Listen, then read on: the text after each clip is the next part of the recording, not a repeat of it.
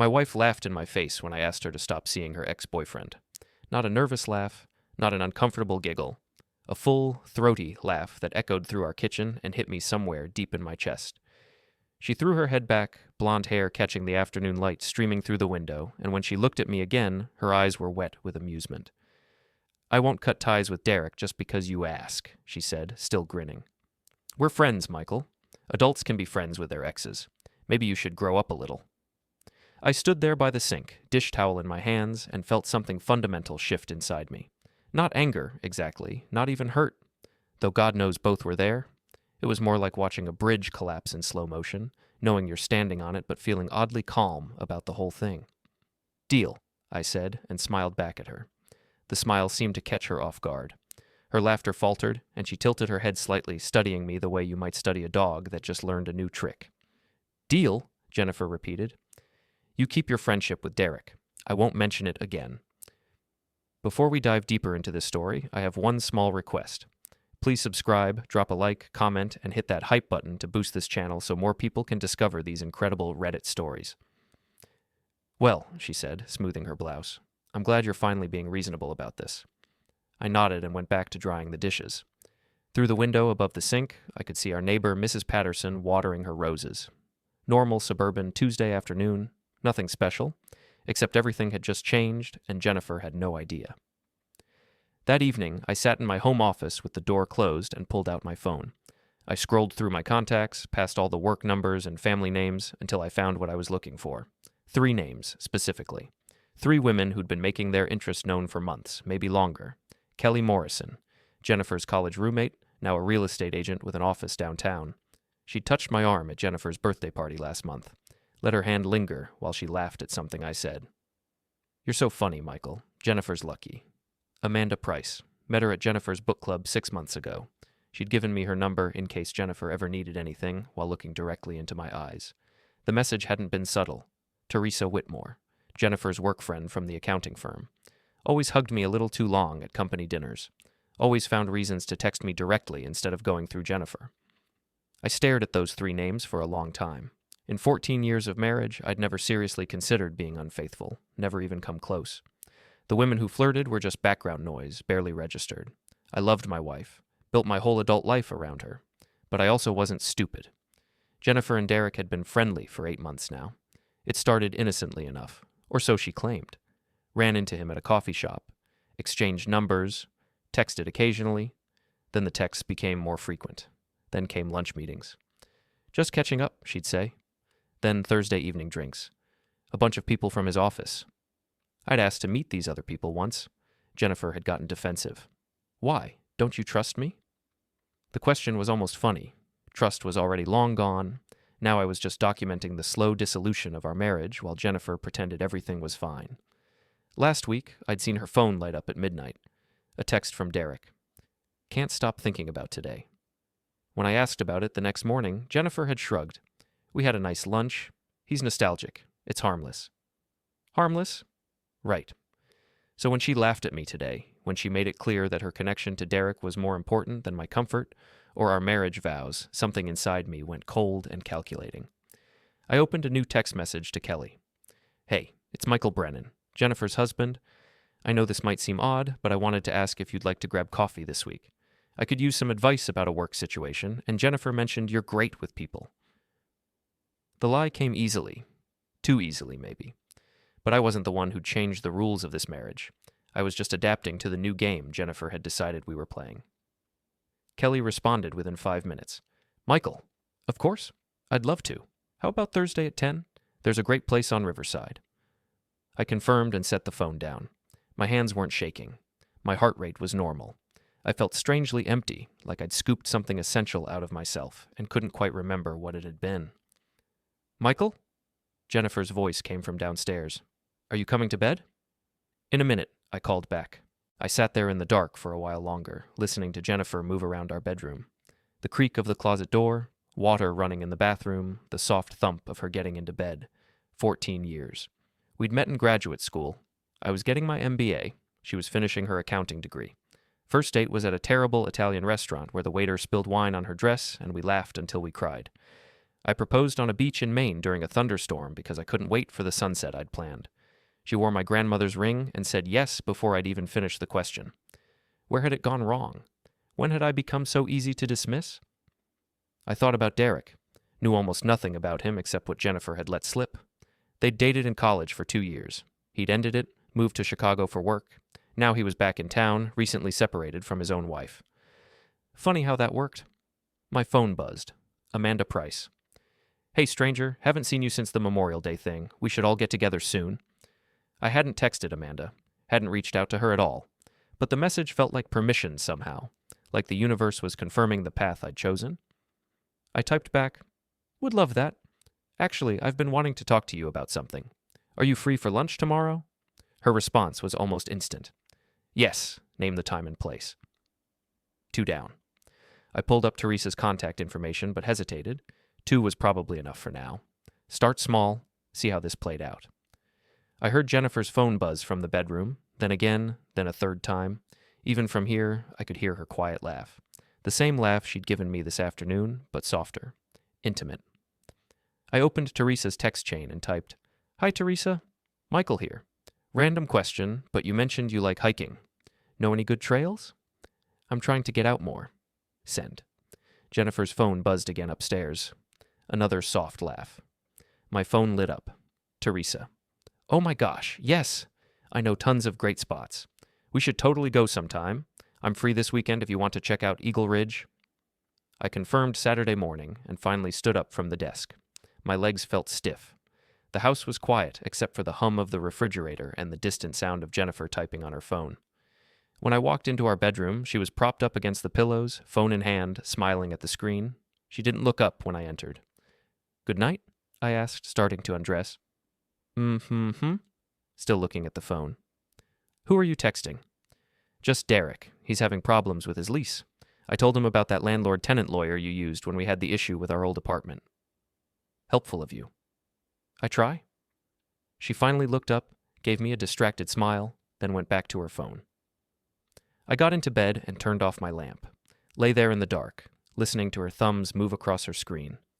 Tap, tap, tap. Pause. Quiet giggle. Tap, tap, tap. Jennifer? I said into the darkness. Do you still love me? The tapping stopped. Long silence. Then, what kind of question is that? A simple one. Of course I love you, Michael. Don't be dramatic. Do you love Derek? Oh my God. She set her phone down hard on the nightstand. We're not doing this again. I told you we're friends. That's it. Can you please just let it go? I did let it go. Remember? We made a deal. Then why are you bringing it up? Just wanted to make sure we're both clear on the terms. She rolled over, putting her back to me. You're being weird. Maybe. 5 minutes later, her breathing evened out. She'd always been able to fall asleep quickly. I used to find it endearing. Now it just felt like another way she could ignore problems. I lay awake for hours, staring at the ceiling, thinking about Thursday coffee with Kelly, Wednesday lunch with Amanda, Saturday hiking with Teresa. Thinking about Jennifer laughing at Derek's texts 10 inches away from me. Thinking about the collapse of the marriage I'd built my entire adult life around. Somewhere around 3 in the morning, I finally slept. Thursday morning came bright and clear. Jennifer left early for work, barely saying goodbye. I watched her car pull out of the driveway from our bedroom window, then got ready for my meeting with Kelly. I picked a blue shirt Jennifer had always said made my eyes look good. Khakis. Nice watch. Cologne, but not too much. Looking in the mirror, I saw a 40-year-old man who ran 3 times a week, still had most of his hair, and could probably pass for 35 in the right light. Not bad, not great, solidly average. The coffee shop Kelly had chosen was upscale and busy. I spotted her immediately at a corner table, wearing a cream-colored dress that showed off her figure. She waved, smiled bright. Michael, I'm so glad you reached out. I sat down, suddenly aware of how deliberate all of this was. The choice of location, her outfit, the way she leaned forward slightly when she talked, giving me a view down her dress that couldn't be accidental. Thanks for making time, I said. I know you're busy. Never too busy for you. She touched my hand briefly. So what's this work situation? Maybe I can help. I'd prepared a story about considering a career change, needing perspective from someone outside my industry. Kelly listened attentively, asked smart questions, offered genuinely useful advice. We talked for over an hour. At some point, I realized I was actually enjoying myself. She was intelligent, funny, engaged. When was the last time Jennifer had given me her full attention like this? You know, Kelly said, stirring her third coffee, Jennifer always talks about how focused you are on work, but you seem like you need more balance, more fun. Maybe. We should do this more often. I mean, if you want someone to talk to. Her foot brushed against mine under the table, not an accident. I'm a good listener. I can see that. And Michael. So she leaned in closer. If there's ever anything else you need to talk about, anything at all, I'm here. The invitation was clear. I could feel the line we were approaching, could see exactly where this was heading. I appreciate that, I said carefully. Really. We left the coffee shop together. She hugged me goodbye in the parking lot, pressed close for several seconds longer than friendly. I could smell her perfume, feel the warmth of her body. Thursday coffee became my new favorite thing, she said, pulling back but keeping her hands on my arms. Let's make it a regular occurrence? I'd like that. Driving home, I felt something I hadn't felt in months. Wanted, seen. Jennifer had been looking through me for so long that I'd forgotten what it felt like to have someone actually focus on me. My phone buzzed at a red light. Jennifer. Working late tonight. Order yourself dinner. Love you. No question about how my day went. No interest in what I'd been up to. Just an announcement and a perfunctory sign-off. I texted back, no problem. Have a good evening. Then I pulled up Amanda's contact. Our lunch was yesterday, Wednesday, not tomorrow, and it had gone similarly to coffee with Kelly. Amanda taught high school English, loved books and art, had a laugh that made everyone around her smile. We'd talked about literature, philosophy, life. She'd touched my arm constantly while we talked, found excuses to lean close. You're not like other men Jennifer dates, she'd said at one point, then caught herself. I mean, dated, before you. How so? You actually listen. Most guys just wait for their turn to talk. Maybe they're not as interesting as you. She'd blushed at that. Actually blushed. When we parted ways, she'd kissed my cheek and whispered, let's do this again soon. Now, sitting in my car after coffee with Kelly, I felt the shape of what I was doing come into clearer focus. This wasn't just revenge. It was reclaiming something, reminding myself that I was worth someone's time and attention. That night, Jennifer came home at almost 10 o'clock. She looked good, makeup refreshed, hair perfect. She'd clearly taken time to fix herself up before coming home. How was work? I asked from the couch. Exhausting, just endless meetings. She dropped her purse on the counter. Did you eat? Yeah, there's leftovers if you want. I grabbed something. She headed for the stairs. I'm going to shower and go to bed. Jennifer? She paused, one hand on the railing. Where were you really tonight? Her face shifted, just slightly. Defensive wall going up. I told you, work. Until 10 o'clock? Yes, Michael, some of us have demanding jobs. I have a demanding job too. I'm usually home by 7. Good for you. Cold now. Sharp. I'm not doing this. I'm tired. She went upstairs. I heard the bathroom door close, the shower start. I pulled out my phone and opened her location history. We'd shared locations years ago for safety. The little blue dot that represented Jennifer hadn't been at her office. It had been at a restaurant across town, one I knew Derek had mentioned in a text I'd glimpsed last week. I should have felt angry, should have felt hurt. Instead, I just felt validated. My wife was having dinner with her ex while lying to me about it, and I was having coffee and lunch with women who actually seemed to enjoy my company. The moral high ground was dissolving fast, and I found I didn't care. My phone buzzed. Teresa. So excited for Saturday. Weather looks perfect for hiking. Fair warning, I'm a terrible photographer, but I'll want pictures at the summit. I smiled and typed back. I'll bring my good camera.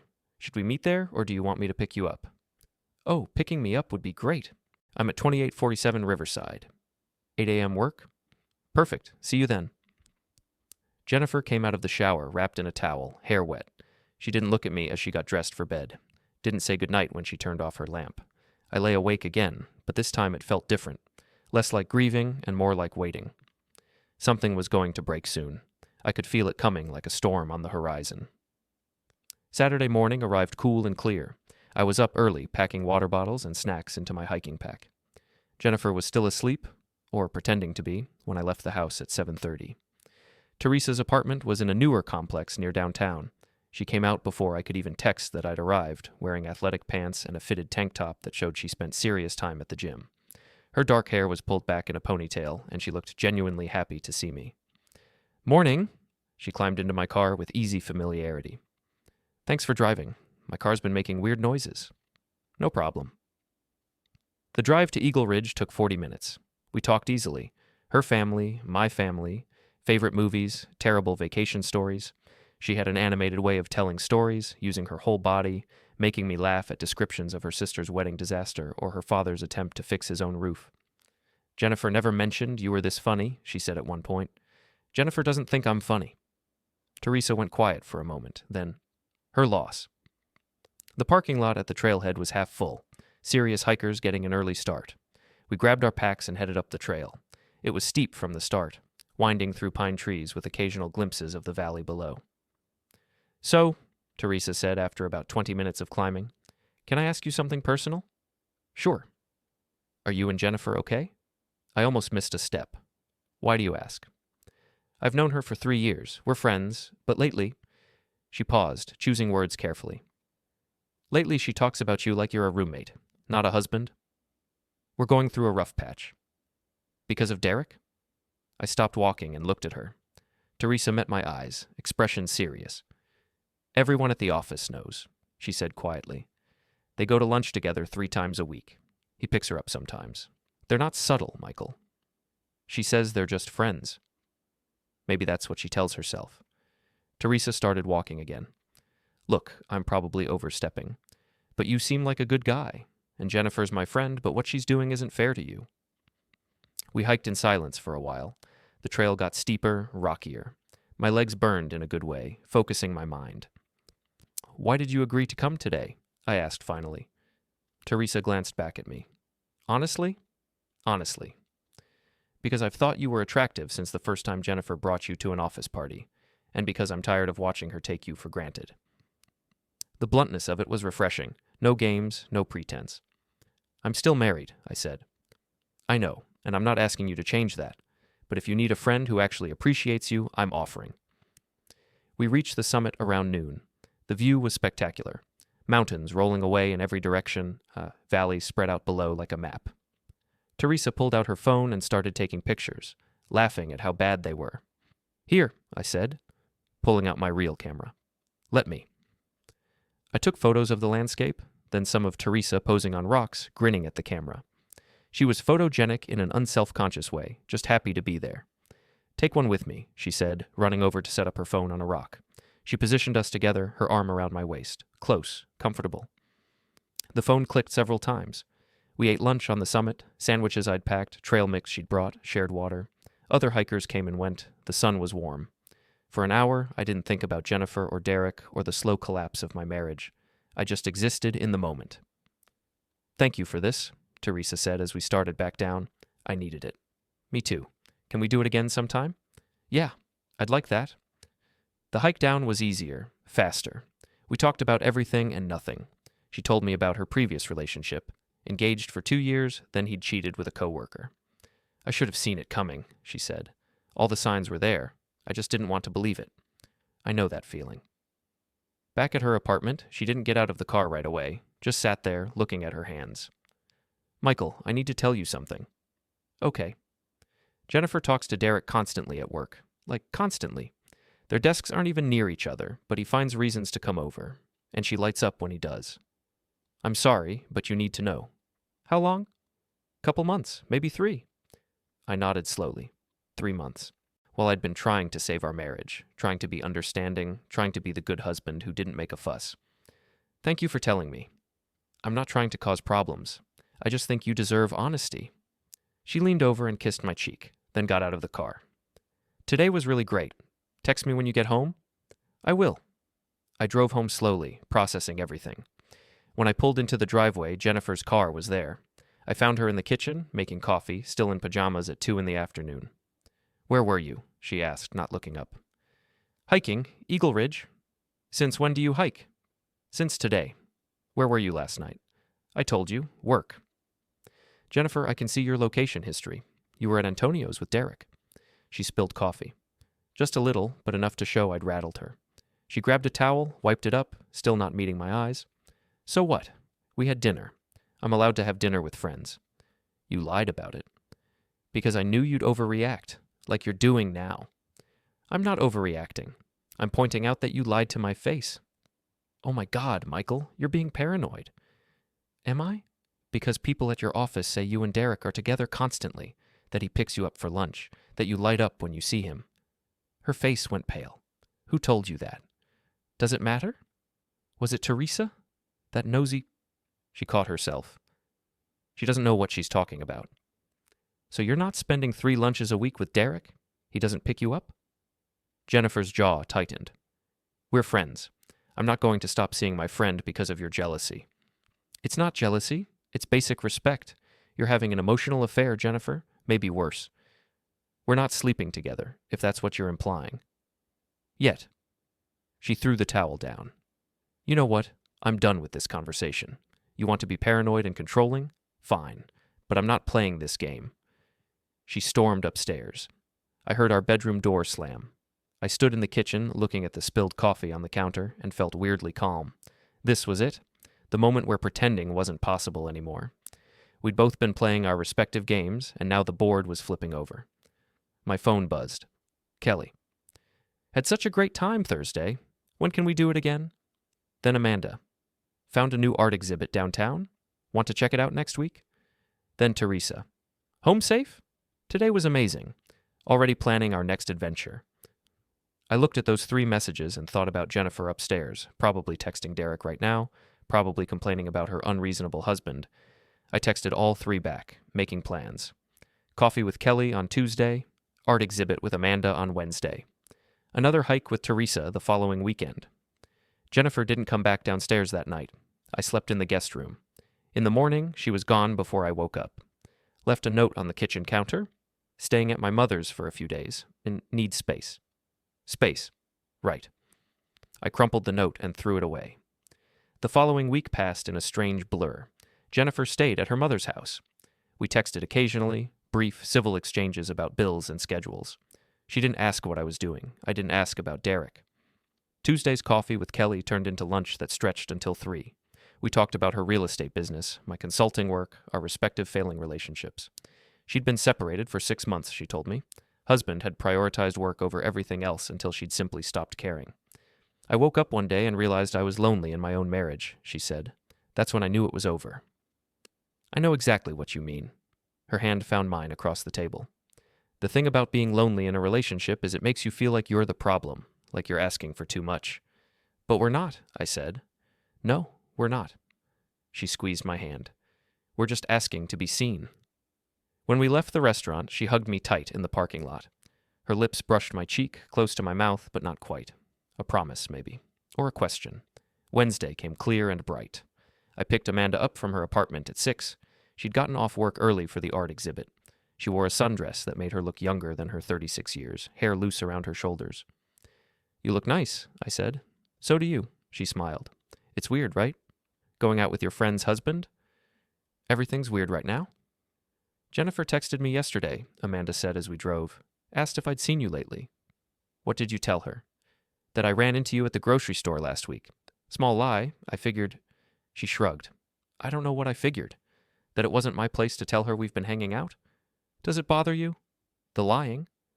Amanda was quiet for a moment. It should. But honestly?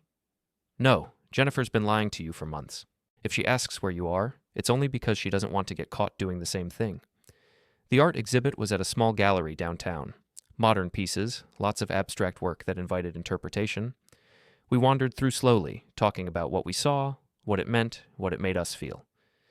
This one, Amanda stopped in front of a canvas that was mostly blue with jagged red lines cutting through.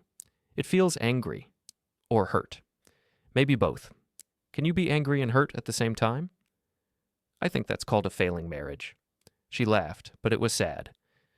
Jennifer told me once that you were the most stable person she'd ever met, that she could count on you for anything. Past tense? I don't know. Maybe. Amanda turned to face me. Can I ask you something? Sure.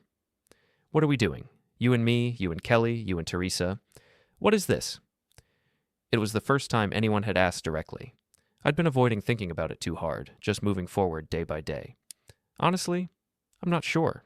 Part of me is doing this to hurt Jennifer. Part of me is doing it because I'm lonely and these women make me feel less lonely. Part of me just doesn't want to think about it at all. That's fair. She reached out and took my hand. For what it's worth, I like spending time with you, whatever this is. Even though it's complicated? Especially because it's complicated. Simple is boring. We left the gallery around 8 and grabbed dinner at a small Italian place nearby. The conversation flowed easily, naturally. Amanda was smart and funny and interested in everything. She asked questions and actually listened to the answers. When was the last time Jennifer had asked me about my day and cared about the response? Tell me about your book, I said over dessert. Amanda had mentioned she was writing a novel. Her face lit up. It's kind of a mess right now. Literary fiction, maybe? About a woman who realizes her whole life has been built on other people's expectations. Sounds personal. Isn't all writing personal? She smiled. I started it after my divorce. Needed to process some things. How long were you married? 5 years. He was a lawyer. Very focused, very driven. I thought that was attractive at first. Turns out being married to someone whose first love is their career is pretty isolating. Yeah, you get it. I do. We left the restaurant around 10. Amanda lived close enough to walk, but I drove her anyway. When I pulled up to her building, she didn't get out immediately. This is going to sound terrible, she said, but I'm glad Jennifer's messing up, because otherwise I never would have gotten to know you. That doesn't sound terrible. No, it sounds honest. She leaned over and kissed me. Not on the cheek this time. Actually kissed me. Soft, brief, but unmistakable. Then she pulled back, eyes searching my face. Was that okay? I should have said no. Should have pulled away, reminded her I was married, shut this down. Instead I said, yeah, that was okay. She smiled and got out of the car. Text me when you get home? I will. Driving back to my empty house, I thought about that kiss. How it had felt both wrong and right. How I'd been faithful to Jennifer for 14 years, and she'd thrown it back in my face with laughter and lies. How 3 different women had shown me more genuine affection in 2 weeks than my wife had in months. I pulled into my driveway and sat there for a long moment, engine idling, looking at our house. Dark windows, empty rooms. The architecture of a life that had already ended, even if neither of us had admitted it yet. My phone buzzed. Jennifer, we need to talk. Can I come by tomorrow? I stared at the message. This was it. The conversation we'd been avoiding. Part of me wanted to put it off longer, keep playing this game. But Amanda's kiss was still on my lips, and I could feel the weight of what I'd been doing settling over me. I texted back, okay, what time? After work. Around 7? See you then. I went inside and poured myself a drink. Whiskey, neat. Sat on the couch in the dark and thought about everything that had led to this moment. Every small choice, every ignored warning sign, every time I'd chosen to trust Jennifer when the evidence was screaming otherwise. Tomorrow she'd probably tell me she wanted space, maybe separation, maybe she'd ask for a divorce, or maybe she'd cry and apologize and promise to cut Derek out of her life. Either way, I'd already crossed lines I couldn't uncross. Kelly, Amanda, Teresa, they weren't innocent friendships anymore. They were revenge and validation and comfort all wrapped together in a messy package I'd created. I finished my drink and went to bed. The guest room had become my room now. Strange how quickly you could get used to sleeping alone. Jennifer arrived exactly at 7 o'clock the next evening. I heard her car in the driveway, watched through the window as she sat there for a moment, gathering herself. When she finally came to the door, she used her key. Still had every right to. This was still her house, too. She looked tired. Hair pulled back, minimal makeup, dark circles under her eyes. Dressed for work, but somehow deflated. Hey, she said. Hey. We stood in the entryway like strangers. I gestured to the living room, and we sat on opposite ends of the couch. The same couch where we'd watched 1,000 movies, where we'd fallen asleep together countless times, where we'd made plans for the future that now seemed like they'd belonged to different people. So, she started, then stopped. Tried again. I think we need to talk about where we are. Okay. I've been thinking a lot this past week, about us, about our marriage, about what I want. I waited. Let her talk. I'm not happy, Michael. I haven't been for a while. Since when? I don't know. Gradually, things just got stale. We got stuck in routines. You work, I work, we come home, we eat dinner, we watch TV, we go to bed. The same thing every single day. That's called life, Jennifer. I know, but it doesn't have to be so boring. So Derek makes it less boring. Her face tightened. Derek has nothing to do with this. Really? Because from where I'm sitting, this whole I'm unhappy speech started right around when he came back into your life. That's not fair. Isn't it? You were fine before. We were fine. Then suddenly you're not happy, and coincidentally you're having lunch with your ex 3 times a week. We're friends. Stop saying that. I stood up, unable to sit still anymore. You're not friends. Friends don't lie about where they are. Friends don't text each other at midnight. Friends don't make their spouses feel like strangers in their own marriage. Jennifer stood too, face flushed. You want to talk about making people feel like strangers? You've been distant for months. You barely talk to me. You work all the time. When was the last time we had a real conversation? I tried. I asked you to stop seeing Derek. I asked you to work on our marriage. You laughed at me, Jennifer. Actually laughed in my face. Because you were being ridiculous and controlling. No, I was being a husband who could see his wife having an affair. We're not having an affair. Then what would you call it? Silence. Jennifer's mouth opened and closed. She couldn't answer because she knew I was right. I care about him, she said finally quietly, but I'm not sleeping with him. Yet. Stop saying that. Why? Is it not true? Are you telling me if I hadn't said anything, if I'd just stayed quiet and let you keep having your lunches and your late-night texts, that nothing would have happened? She looked away. I don't know. That's what I thought. What do you want from me, Michael? I wanted my wife back, but I'm starting to think she's already gone. Jennifer's eyes filled with tears. Real ones, I thought, but I'd stopped trusting my ability to read her. Maybe we need some time apart, she said. Really apart. Not me just staying at my mom's for a few days. Separation? Yeah, just figure out what we both want without all this anger. And Derek? What about him? Are you going to keep seeing him during this separation? He's my friend. That's not an answer. Yes, Michael, I'm going to keep seeing my friend. I'm not going to let you isolate me. I laughed. Couldn't help it. The absurdity of being accused of isolation while she was the one running to another man. What's funny? She demanded. You are. This whole thing is. You want a separation so you can keep seeing Derek without feeling guilty. Just admit it. That's not... It is. You want permission to have your affair while keeping me on standby in case it doesn't work out. Sorry, but I'm not interested in being your safety net. Fine. Then maybe we should talk about divorce. The word hung in the air between us. Divorce. 14 years. Ended in a conversation that had taken less than 20 minutes. Maybe we should, I said. She looked shocked, like she'd expected me to beg, to plead, to try harder. You're serious? You just asked for a separation so you could keep seeing another man. What exactly am I supposed to fight for here? Our marriage. There is no marriage. There's just you and me living separate lives under the same roof. Well, not even that anymore since you moved out. Jennifer sat back down heavily, put her face in her hands. When she looked up, mascara was running down her cheeks. This isn't how I wanted this to go. How did you want it to go? I thought, I don't know, that we'd talk, that maybe we could find a way to fix things. While you keep seeing Derek. Why are you so obsessed with Derek? Because he's the reason we're here. No, Michael. We're here because our marriage was already broken. Derek just made me realize it. I sat back down, suddenly exhausted. So that's it? You blame me for the marriage dying, and Derek gets to be the one who showed you the truth. How convenient. I'm not blaming you. I'm just saying we both stopped trying. I tried. Right up until you laughed at me for asking you to choose our marriage over your ex-boyfriend. She wiped her face, smearing makeup further. What do you want? You want me to say I'm sorry? Fine. I'm sorry I hurt you. I'm sorry I didn't handle this better. But I can't be sorry for having a friend who makes me feel alive again. Alive. Right. Yes, alive. When's the last time you made me laugh, Michael? When's the last time we did anything spontaneous or fun? When did we become so boring? When did spending time with your husband become boring? She didn't answer that. Look, I said finally, if you want a separation or a divorce, that's fine. But I need you to be honest with yourself about why. I am being honest. No, you're not. You're rewriting history to make yourself feel better about what you're doing. We had a good marriage until Derek showed up. Not perfect, but good. And you threw it away for... what? Excitement? Validation? You don't understand. Then explain it to me. Jennifer stood up, grabbed her purse. I can't.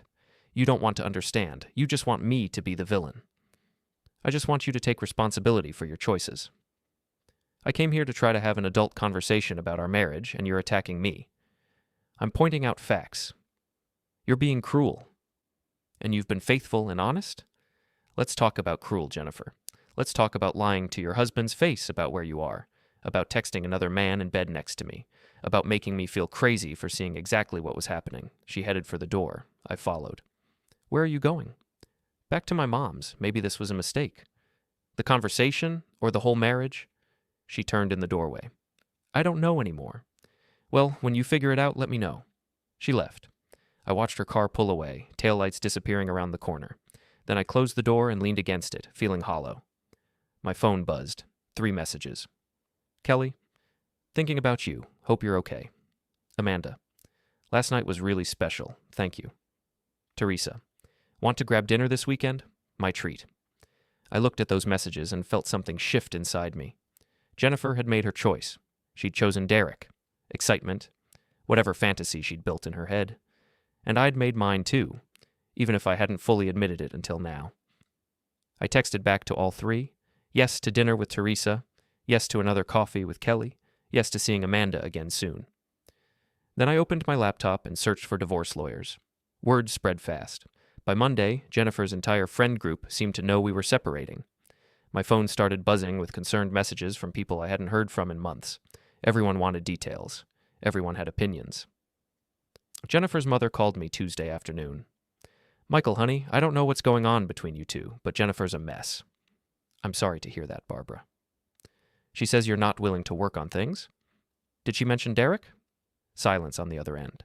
Then, she mentioned she has a friend who's been supportive. A friend she's having an emotional affair with. Now, Michael. Barbara, I love you. You've been good to me. But Jennifer's not telling you the whole story. Marriage is complicated. Sometimes people need support outside the relationship. Support is one thing. This is something else. We talked for a few more minutes before she hung up, unsatisfied. I couldn't blame her for taking her daughter's side, but it stung anyway. That week I had dinner with Teresa on Friday. She picked a quiet Italian place away from anywhere we might run into Jennifer or people from her office. We talked about work, about life, about everything except the obvious elephant in the room until dessert arrived. So, Teresa said, playing with her fork, Jennifer called me yesterday. Yeah? Asked if I'd been talking to you. Said she thinks someone from work has been poisoning you against her. What did you tell her? That we're friends, that you seemed like you could use friends right now. She didn't take it well. I imagine not. She thinks we're sleeping together. I nearly choked on my wine. What? Her words. I know Teresa's always had a thing for him. Teresa smiled sadly. She's not entirely wrong about the first part. Teresa, I'm not asking for anything, Michael. I just want you to know that when this all settles, however it settles, I'm here. Not as some rebound or revenge thing, just here. The honesty was disarming. Thank you. Jennifer doesn't appreciate what she has. I've watched her take you for granted for 3 years. Maybe I let her? Or maybe you trusted her to be a decent partner and she failed at it. We finished dinner and I drove her home. At her door, she hugged me tight and whispered, "You're going to be okay." Saturday morning, Kelly texted asking if I wanted to go furniture shopping with her. Her new apartment needed furnishing, and she valued my opinion. We spent 4 hours wandering through showrooms, testing couches, debating coffee table styles. It felt domestic in a way that was both comfortable and strange. You're good at this, she said as we loaded a lamp into her car. At shopping? At being present, at caring about things that aren't directly about you. That's a low bar. You'd be surprised. We grabbed lunch after, and she told me about her divorce, how her husband had gradually checked out of the marriage, how she'd tried everything to get him engaged again, how finally she'd realized she was fighting alone. The day I stopped trying, she said, was the day I felt relief instead of guilt. That's how I knew it was over. I'm not there yet, I admitted. But you're close. Maybe. Sunday, Amanda texted, asking if I was free. We met at a bookstore and spent 2 hours browsing, showing each other finds, reading passages aloud. She bought a book of poetry. I bought a thriller I'd never read. Jennifer used to love bookstores, I said without thinking. Used to. She doesn't have time anymore. Too busy. Too busy for bookstores, but not too busy for Derek. Yeah.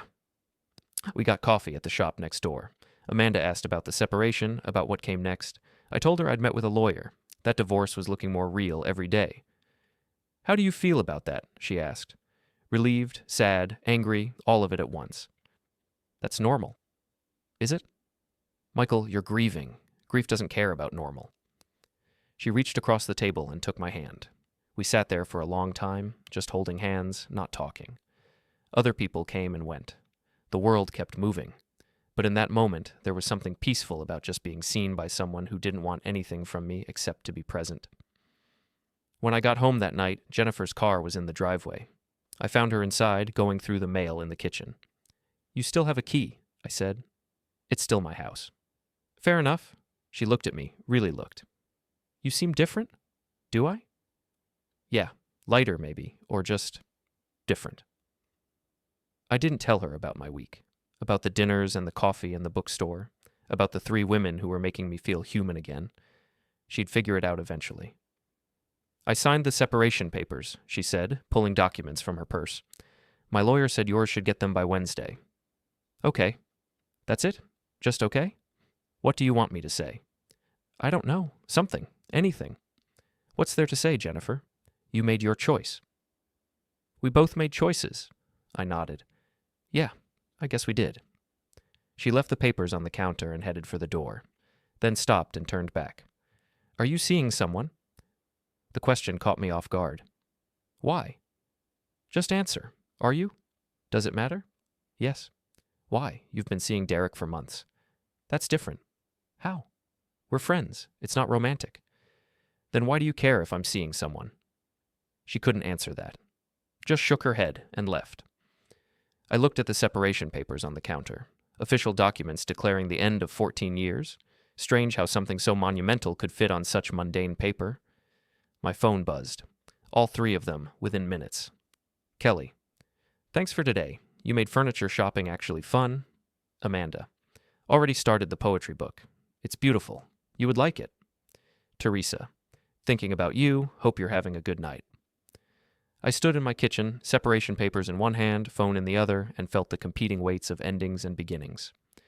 3 weeks into the separation, I ran into Derek at the grocery store. I was in the produce section, comparing apples, when I heard, Michael? I turned, and there he was, Derek Thompson. Tall, fit, dressed in expensive casual wear. The guy my wife preferred to me. We'd never actually met in person before. Derek, I said.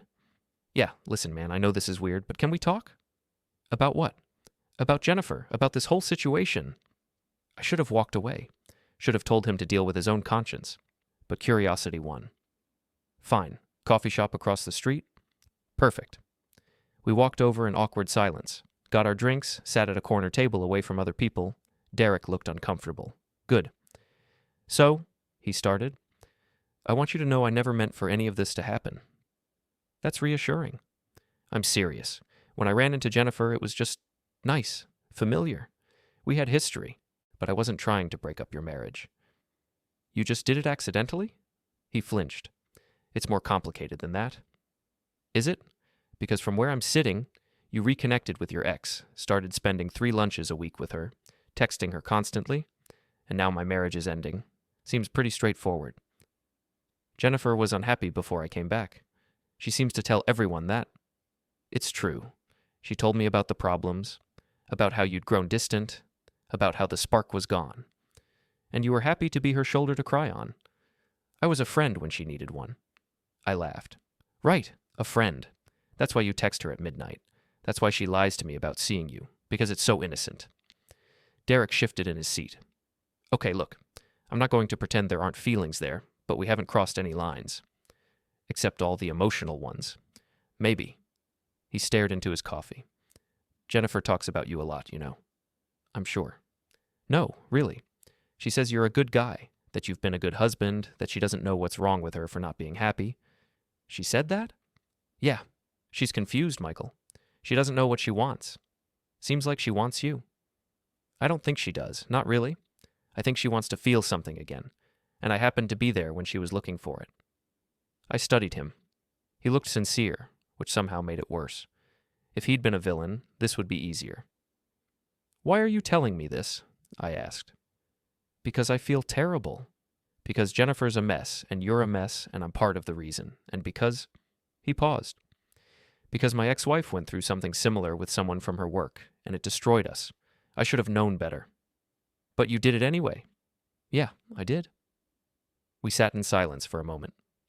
What happens now? I asked. I don't know. Jennifer wants to keep seeing me, says we're just friends. But I think we both know it's more than that, or could be. So you're going to date my wife. She's not your wife anymore. You're separated. Because of you. Because of both of us. Because of all of us. He leaned forward.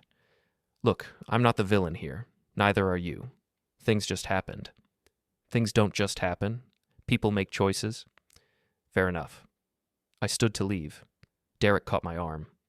For what it's worth, I'm sorry. I really am. Are you sorry enough to stop seeing her? He let go of my arm. No. Then your apology doesn't mean much. I left him there and walked home. The whole conversation replayed in my head. Derek seemed genuinely conflicted, which somehow made the betrayal feel more complete. If he'd been obviously awful, I could hate him cleanly. But he was just a person, making selfish choices, justifying them to himself. Just like Jennifer.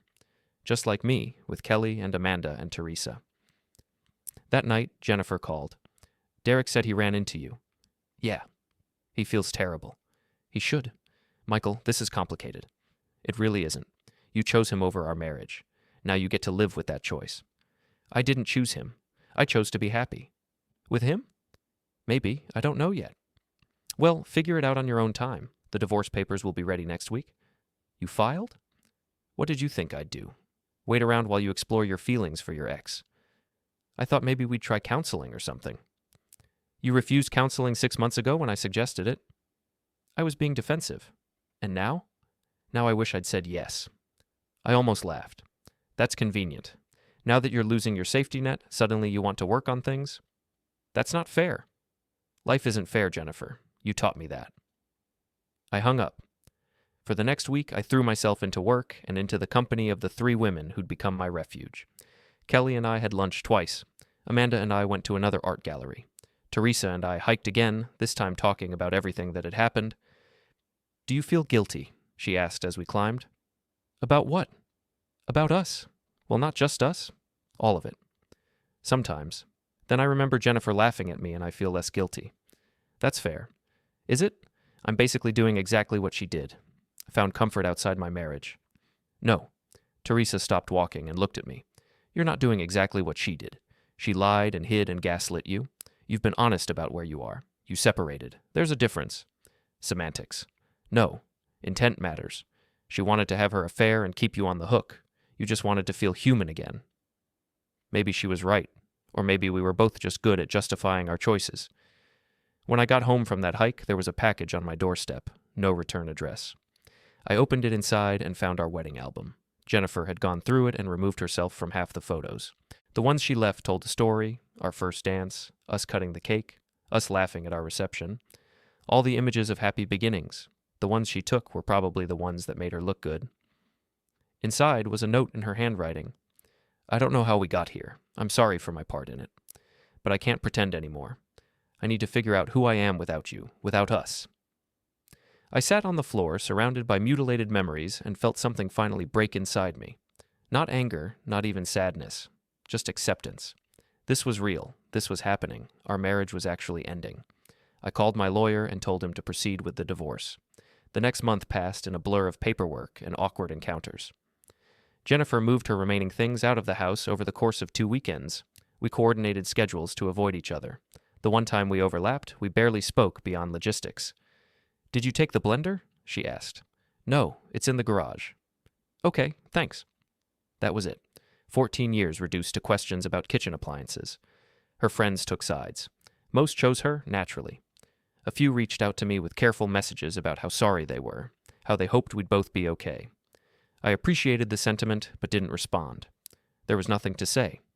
Kelly's separation became a divorce, too. She and I grew closer, though we both maintained that we were just friends helping each other through difficult times. The physical line remained uncrossed, though sometimes barely. I want to kiss you, she admitted one night over dinner. I know. But my divorce isn't final, and I don't want to be that person. The person who moves on? The person who proves Jennifer right about me. She nodded. I understand. Amanda and I kept seeing each other too. Museums, bookstores, long walks. She never pushed for more than I could give, content to just exist alongside me while I processed everything. "You know what's weird?" I said one evening while we watched the sunset from a park bench. "What?" "I'm happier now than I've been in years. My marriage is ending, my life is falling apart, and I'm happy." "Maybe your life isn't falling apart. Maybe it's just rearranging into something better." "That's optimistic." "I'm an optimist." Teresa and I hiked every other weekend. She became my confidant, the person I could tell anything to without judgment. One Saturday, climbing a particularly steep trail, she asked the question I'd been avoiding. "What happens when the divorce is final?" "What do you mean?" "With us. With Kelly and Amanda. What happens?" "I don't know." "Do you have feelings for any of us?" "I have feelings for all of you." She laughed. "That's not helpful." "I know, but it's true. You're all amazing in different ways. Being with each of you has helped me remember who I am outside of being Jennifer's husband." "So we're therapy?" "No. You're people I care about. People who care about me. But I'd be lying if I said I had any idea what comes next." "Fair enough." The divorce proceedings moved faster than I expected. Jennifer wanted it done. No alimony, no fighting over assets. We split things down the middle, signed the papers, scheduled the final hearing. 2 days before the hearing, Jennifer called. "Can we meet? Just to talk?" "About what?" "Please, Michael, just one conversation." Against my better judgment, I agreed. We met at a neutral coffee shop across town. She looked different, thinner, tired, but somehow more vibrant, like she'd shed a skin. "Thank you for meeting me," she said. "What did you want to talk about?" "I've been thinking a lot about us, about everything that happened." "Okay. I owe you an apology, a real one." I waited. "I was selfish," she continued. "I was bored and restless, and instead of working on our marriage, I looked for validation outside of it. That wasn't fair to you." "No, it wasn't." "Derek and I aren't together, by the way." That surprised me. "Why not?" "Because being with him felt like running away, and I realized I've been running away from a lot of things." "Like what?" "Like the fact that I was the problem, not you, not our marriage, me. I was so focused on what was missing that I forgot to appreciate what I had." I didn't know what to say. "I know it's too late," Jennifer said, eyes welling up. "I know I destroyed something good, but I wanted you to know that I see that now, and I'm sorry." "I appreciate that. Is there any chance—" She trailed off. "No," I said gently. "There isn't." She nodded, wiping her eyes. "I figured, but I had to ask." "For what it's worth, I forgive you." "Really?" "Yeah, I'm not going to carry anger around. It's too heavy." We sat in silence for a moment. "Are you seeing someone?" she asked. "It's complicated." "That's a yes." "It's more than one person, actually." Her eyebrows went up. "Oh." "Nothing serious. Just people who helped me feel human again when you made me feel invisible." "I deserved that." "Maybe, but it's also just true." We finished our coffee and said goodbye in the parking lot. Jennifer hugged me, and I let her. "Be happy," she whispered. "You too." I watched her drive away and felt the final thread between us snap. The divorce hearing was quick and clinical. Judge Thompson read through our agreement, confirmed we both understood and accepted the terms, signed the dissolution order. 14 years ended in 15 minutes. "You're officially divorced," my lawyer said afterward. "Congratulations, I guess?" "Yeah, thanks." I went home to an empty house that was finally just mine, sat on the couch and felt nothing. No relief, no sadness, no joy. Just quiet. My phone buzzed. "Kelly, how are you?" Then Amanda. "Thinking about you today?" Then Teresa. "Want company tonight?" I looked at those 3 messages and realized I needed to make a decision. I'd been juggling them for weeks, letting them each fill different needs, avoiding any real choice, but that wasn't fair to anyone, including me. I called Kelly first. "Hey," she answered. "You okay?" "I'm divorced." "I know. How do you feel?" "Honestly, I don't know, but I need to tell you something." "Okay. I care about you, a lot, but I've been seeing other people too, and that's not fair to you." Silence. Then, "I know about Amanda and Teresa." "You do?" "Small town. People talk. And I'm not stupid, Michael." "I'm sorry." "Don't be. We never said we were exclusive. And honestly, I'm not ready for serious anyway. My divorce isn't even final yet." "So what are we doing?" "We're being friends who might become more someday, or might not, and that's okay." Relief washed over me. Yeah? Yeah. You're a good person, Michael. You deserve to figure out what you want without pressure. We talked for a while longer, then hung up. One conversation down. I called Amanda next. Hey, you, she answered, voice warm. Hey, I need to talk to you about something. About Kelly and Teresa? I paused. You know? I'm friends with Kelly, remember? She told me weeks ago, said she thought we should all know what we were getting into. And you're okay with it? Am I in love with the situation? No. But am I okay with taking things slow and seeing where they go? Yeah. You've been through hell, Michael. I'm not going to add pressure to that. Thank you. Plus, I kind of like you, so I'm willing to be patient. We talked for a few more minutes, then I hung up and stared at my phone. 2 down, 1 to go. Teresa answered on the first ring. Congratulations on your freedom, she said. You heard? Jennifer posted on social media. Very mature, classy statement about growing apart. Didn't mention Derek once. Of course she did. So what now? I need to tell you something. About the other women you're seeing? I almost dropped the phone. How? Michael, I work with Jennifer, remember? I hear things. And honestly, I figured it out on my own.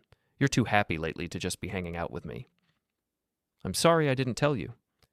Why would you? We never defined what this was. You were honest about being freshly separated and figuring things out. I chose to spend time with you anyway. So, you're not upset? I mean, my ego's a little bruised. But upset? No. You're not my boyfriend. You're a guy I enjoy hiking with who might become something more eventually, or might not. Everyone's being very understanding. Because we're all adults, and because we all see what Jennifer did to you, nobody expects you to have your life figured out right now. We talked until it got dark, then she said she had to go. I sat there alone and realized something. I'd been so worried about being the villain in the story, about becoming what Jennifer had been to me, but I hadn't. I'd been honest, or as honest as I could be while processing a divorce, and the 3 women I'd grown close to had been just as honest back. Maybe that was the difference. Jennifer had lied and hidden and gaslit. I'd been confused and messy, but ultimately transparent. Not perfect, but trying. My phone rang. Unknown number. Hello? Michael Brennan? Yes? This is Janet Wolfe from Peterson & Associates. Jennifer Brennan gave us your number. We understand she used our services for her divorce? Yes. Well, we received something interesting today. An envelope addressed to you.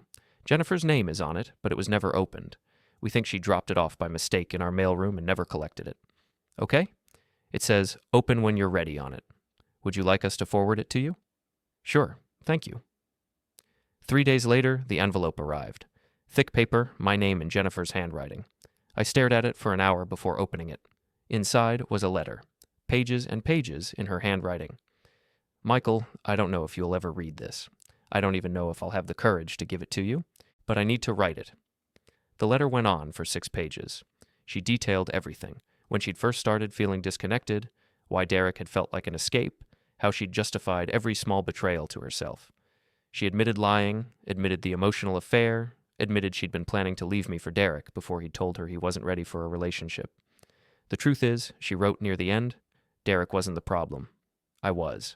I'd been unhappy with myself for years and blamed our marriage instead of looking inward.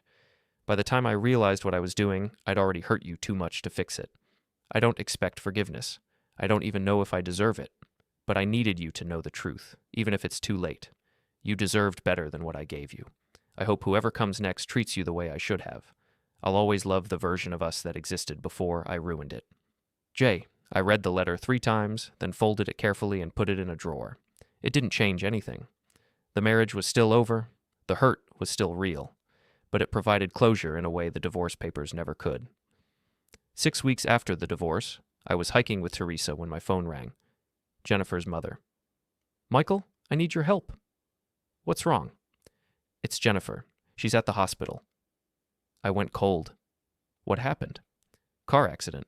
She's okay, but she's shaken up and asking for you. I looked at Teresa, who'd heard enough to understand. She nodded. I'll be there in 20 minutes. We rushed down the trail to the car. Teresa drove while I called the hospital for information. Minor collision, no serious injuries, under observation. I made Teresa drop me at the hospital entrance. You don't have to do this, she said. I know, but she asked for me. I found Jennifer in an ER bay, looking small in a hospital gown. Barbara sat next to her, holding her hand. When Jennifer saw me, she started crying. "Michael, I'm so sorry. I shouldn't have asked Mom to call you. It's okay." I took her other hand. "What happened?" "Some guy ran a red light. Hit my passenger side. The car's totaled, but I'm fine." "You sure?" "Yeah, just shaken up." I stayed for an hour while they finished her observation. Barbara hugged me when she left, whispered thank you like I'd done something heroic instead of just showing up. When they discharged Jennifer, I drove her to Barbara's house. We didn't talk much. She looked exhausted. "Michael," she said as I pulled into the driveway. "Yeah?" "Thank you for coming. You didn't have to." "I know." "Why did you?" "Because you asked, and because despite everything, I don't hate you." She started crying again. "I hate me enough for both of us." "Jennifer, no, it's true. I look at what I did, how I treated you, and I don't recognize myself. I became someone I don't like." "So change?" "It's not that easy." "Yeah, it is. You just decide to be better and then do the work." "Like you did?" "I'm not better. I'm just different." She unbuckled her seatbelt but didn't get out. "Are you happy?" "Working on it." "With your 3 women?" I smiled despite myself. "You know about that?" "Kelly told me. She said I should be glad you found people who appreciate you." "That was nice of her. She also said if I ever contact you again trying to get you back, she'll key my car."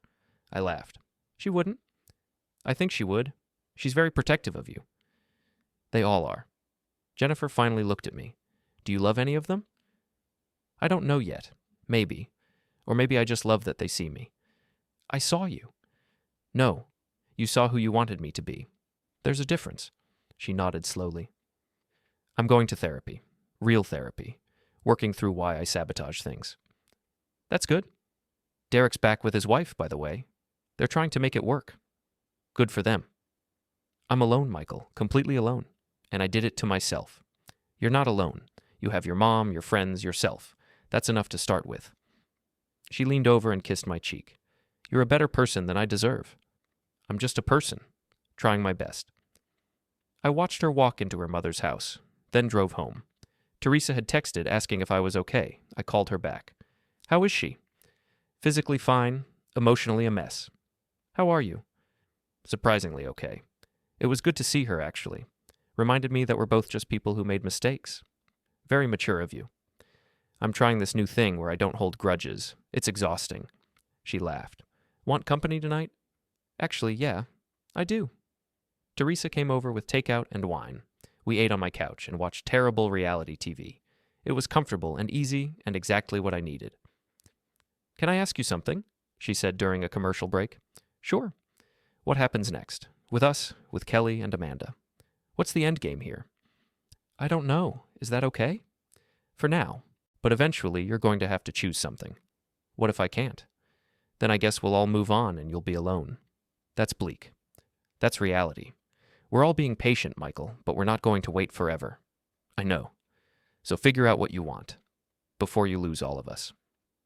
She left around 11. I lay in bed thinking about her words. She was right. I was in limbo, enjoying the attention of 3 women who deserved better than my indecision.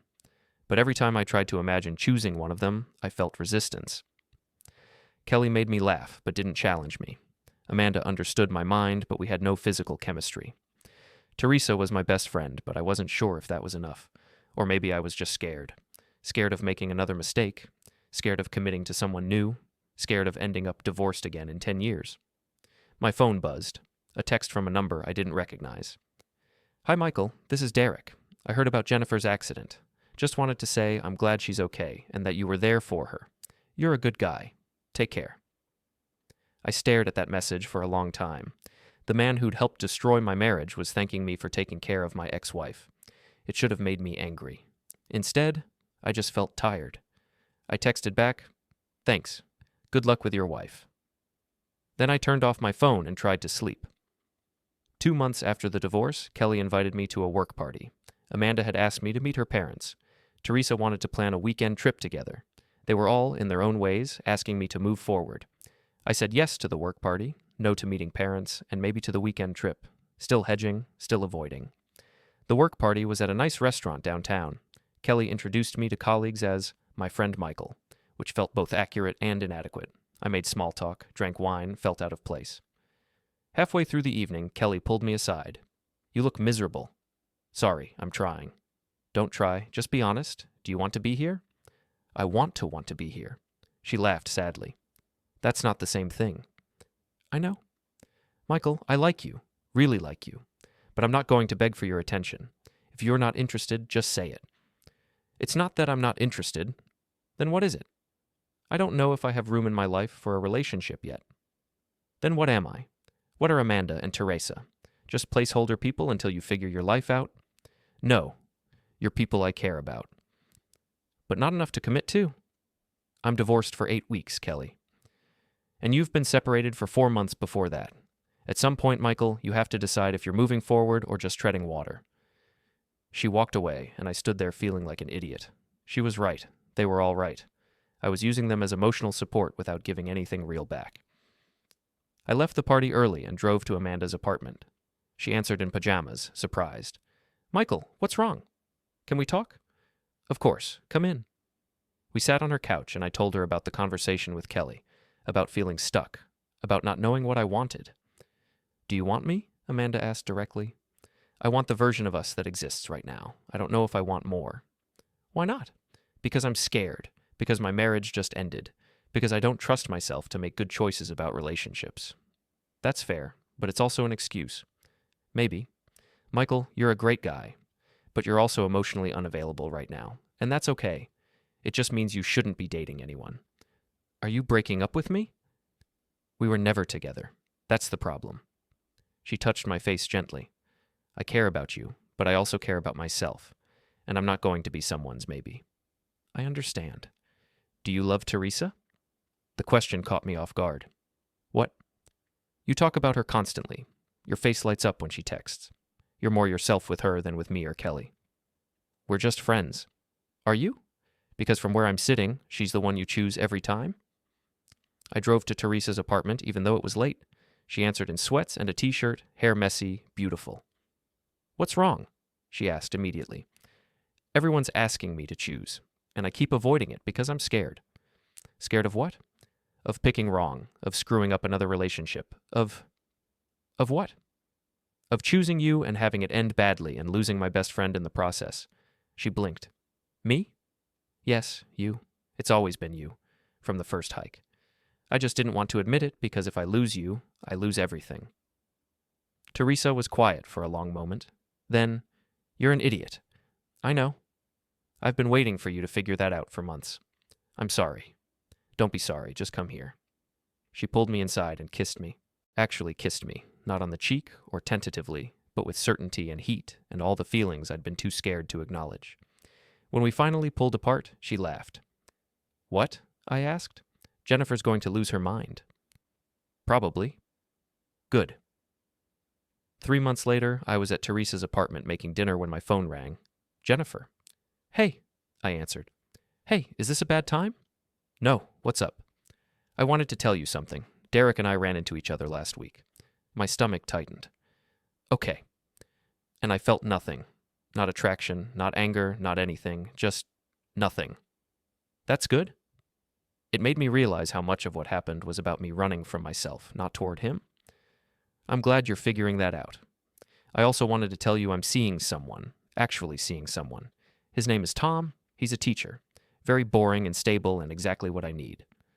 I smiled. I'm happy for you. Thanks. My therapist says I have commitment issues rooted in childhood trauma. Who knew? Everyone who knew you for more than 5 minutes? She laughed. Actually laughed. Fair. How about you? Still juggling 3 women? No, I'm with Teresa. I knew it. Kelly owes me $20. We had a bet. You two are talking? We're all talking. Amanda, Kelly, me. We're friends again. Mostly because we all agree you're an idiot who needed to figure out his feelings. Nice to know I brought you all together. That's what you're good at, being accidentally noble while being completely clueless. We talked for a few more minutes, then hung up. Teresa came into the kitchen and wrapped her arms around me from behind. Jennifer? She asked. Yeah, she wanted to tell me she's dating someone. How do you feel? Happy for her, and relieved, like we can both finally move on. Good. I turned in her arms and kissed her. Thank you. For what? For being patient. for waiting for me to get my head out of my butt, for being you. Well, someone had to do it. 6 months after that, Jennifer and I met for coffee. Tom was with her. Nice guy, exactly like she'd described. They held hands across the table. She looked happy. Actually happy. "So," she said, "I heard you and Teresa are moving in together." "Next month. Found a place near the park." "That's great, really. How's therapy going?" "Good.